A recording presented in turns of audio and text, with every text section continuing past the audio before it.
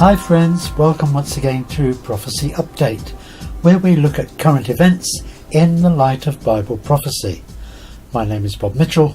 I shall be with you for the next few minutes. Friends, this is a special that couldn't really wait until next Monday. For those of you who believe Bible prophecy regarding the rebuilding of the temple in Jerusalem, the temple in which the coming Antichrist will sit and desecrate, it should be of huge interest to discover the man we spoke with on our visit to the Temple Institute just a few years ago, where they house the items ready to be used in the new temple. His name is Rabbi Yehuda Glick, the Institute's director. He has now been appointed a position in the Israeli parliament. This is phenomenal news.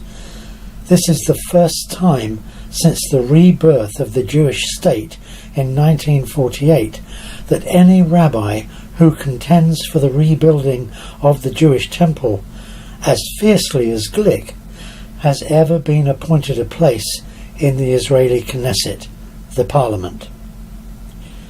What this may portend for the future we cannot say, but watch this space. Glick told us when we visited the Temple Institute that the new temple will not just be for Jews, but it will be a place of prayer for all faiths. Rabbi Glick is an ecumenist. He believes in a world spirituality. Glick visited Turkey in 2015, where he spoke to influential Turkish author Adnan Oktar, who writes under the name of Yarun Yahya.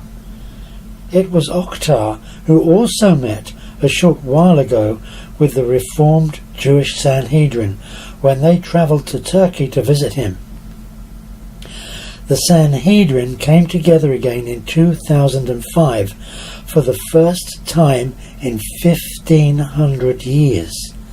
It is they who oversee Jewish religious law, they decide where to place the temple, and they believe it is they who will identify the Messiah when he comes. And they spoke together with Oktar of rebuilding the temple beside the Muslim Dome of the Rock. Not destroying the Dome of the Rock, not in the place of the Dome of the Rock, but beside the Dome of the Rock, so that all faiths can worship there together. There is even a website that promotes the rebuilding, and many of the Israeli rabbis who want a temple have backed this plan. They even issued a joint declaration encouraging all faiths to come together in peace to worship on the Mount. Now, to some people that sounds great. To God it is an abomination, because there is only one faith, and that is worshipping the God of Israel. While in Turkey with Mr. Oktar, Glick also met with the Islamic Mufti of Istanbul, and he joined representatives of different religions at a large ceremony where there was over 1,000 Muslims celebrating the traditional breakfast meal of iftar, which is eaten each night at the conclusion of the daily Ramadan fast. During Glick's meeting with Oktar, Oktar spoke on the true cost of Islamic terror, and Glick said, "The damage of these people who are doing such violence in the name of Islam is not a damage to us, the Jewish people. It's mostly damage to Islam. We know the Quran talks about the Jewish people as the people of the book of the Holy Land, and these people are talking in the name of Islam, and they are causing damage, but most of all to the name of Islam." Oktar, who is a Muslim, agreed and said, "You're right. They attack the Quran and Islam in this way, by doing something like this. We will see very beautiful days, God willing, ahead. We will see that the children of Abraham will hug in the Holy Land, and we will see Mashiach, that is Messiah. Now remember, this is a Muslim speaking to a Jewish rabbi. He went on to say, "We regard you as a hero. Your mission, Rabbi Glick, is not over. Your mission continues. We will see Mashiach, Messiah. We will see Solomon's temple rebuilt. We will all together pray there, God willing." Friends, isn't that just what the Antichrist and his pal, the coming false world religious leader, will want at the outset? Interestingly, Rabbi Glick's first name, Yehuda, can be translated as Jude or Judah, but it can also be translated as one who is very infamous in the Bible, Judas. Last year, Rabbi Glick told Israel News there are billions of dollars worth of gold that have been discovered beneath Mount Eilat in southern Israel. He and his partner, Yehoshua Friedman, have received an exclusive license to unearth the gold by the Israeli government, and it is believed they wish to use the gold for the building of the third temple. Friends, the temple is in preparation. There are blueprints for it today. The various items needed for temple service have been recreated. These are not just tourist attractions. The items you are looking at have been created in readiness for the temple. You're looking at prophecy in the making.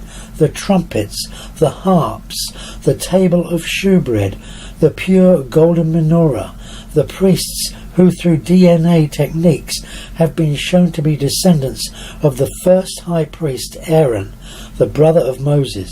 These men are now in training and are being measured for their priestly robes. Whether you choose to believe it or not, you are looking at the very things the Antichrist himself will soon be looking at as he enters the temple to deceive the Jews and desecrate it in the days ahead. And the man who is the head of the organization for building the temple has now been appointed a place in the Israeli parliament. My family and friends have been told by me about this for decades. We are now seeing these things being actually prepared before our eyes.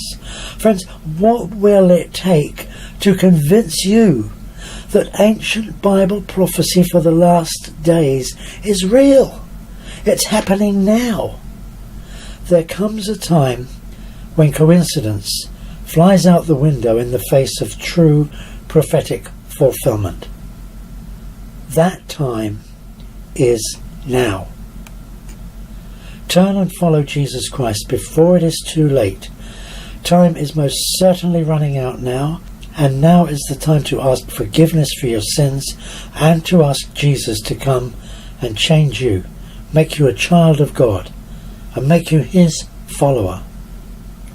Do it now before he returns in judgment, and it is too late.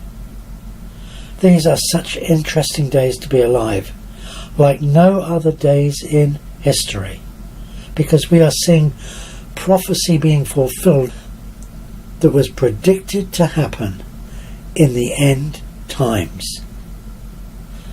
What will you do with this information? Will you ignore the evidence?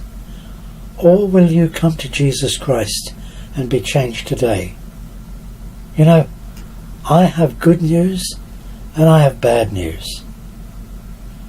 For those who wish to follow Jesus Christ, the good news is God is on the move and fulfilling ancient prophecy today before Jesus Christ returns.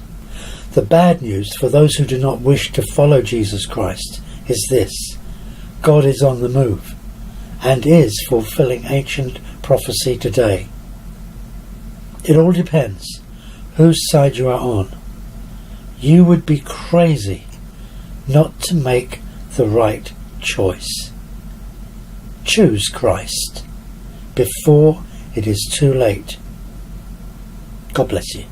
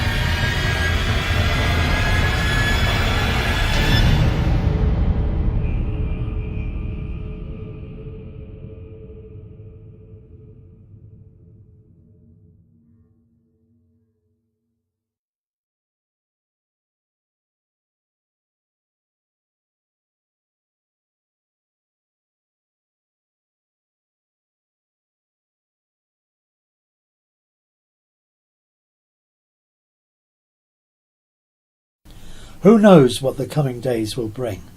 Time is short, my friends.